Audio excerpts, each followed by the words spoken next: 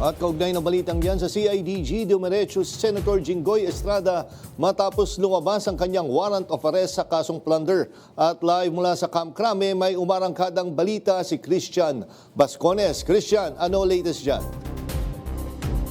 Yes, Jake, no, kahit malamig ang panahon dahil sa panakanakang ulan, pero naging mainit ang araw na ito matapos pumutok ang balita na may warrant of arrest na itong si Senator Jinggoy Estrada dahil sa kinakaharap na plunder case. Kanina nga, mga pasado alas 4 ng hapon nang dumating ang convoy na lulan si Senator Estrada dito sa Campo Crame na dumiretso sa CIDG headquarters.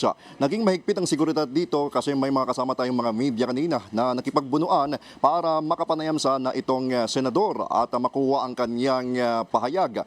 Matapos ang nangyaring pag-aresto, ito rin ang nilinaw kanina sa mga nakuha nating detalyeng bahagya kanina sa press conference na pinangunahan ni Secretary of Interior and Local Government John Vic Remulla, kung saan nilinaw niya na hindi sumuko itong si Senator Jinggoy Estrada bagamat siya ay inaresto, binasahan ng Miranda rights at sinunod ang tamang proseso.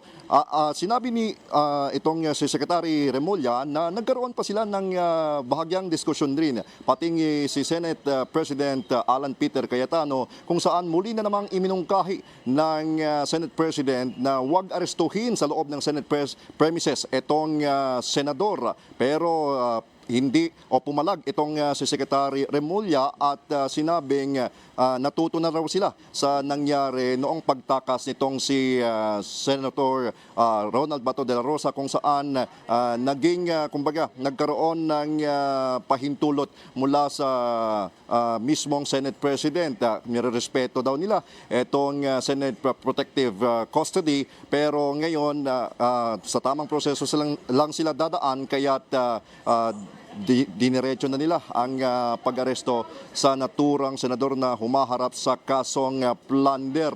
Kanina rin naging mahigpit kung saan hindi pinapasok yung ilang mga miyembro ng media ng mga pulis dahil mayroong isang bahagi ng salamin ng pintuan ng CIDG ang nabasag dahil nga sa kumbaga pinilit nating kuhanin ang itong pahayag o ang side naman ni Senator Estrada.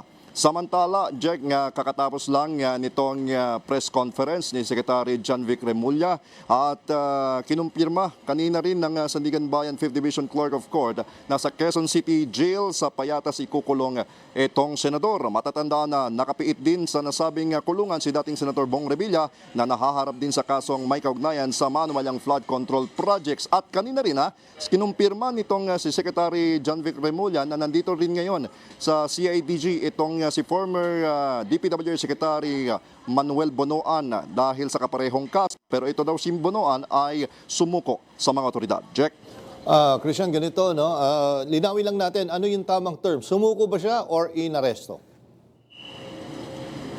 Nilinaw kanina ni Secretary John Vic Remulla sa press conference dahil maraming nagsasabi o unang pumutok na balita ay sumuko itong si Senator Jinggoy Estrada, pero sabi pa niya binasahan ng Miranda rights itong senador. Ibig sabihin siya ay inaresto at hindi sumuko. Jack. Okay, isa pa, Christian, kanina kasi sa video sa Senado bago umalis ay kasama niya si Senator Marcoleta and I think si Camille Villar, Senator Camille Villar, pati si Senate President Alan Peter Cayetano. Nandyan din ba sila sa CIDG at sinamahan itong si Senator Jinggoy Estrada? Wala tayong nakitang mga kasama ni Senator Jinggoy Estrada na dumating dito, pero yung mga staff o ni Senator Jinggoy Estrada ay dumating matapos mga ilang oras lang noong dumating dito si Senator Estrada. Dumating na rin yung mga kasamahan niya na nagtatrabaho sa kanya sa Senado, pero wala tayong nakita mga kasamahan niya sa majority block ngayon sa Senado. Jack. Okay, maraming salamat, Christian Bascones.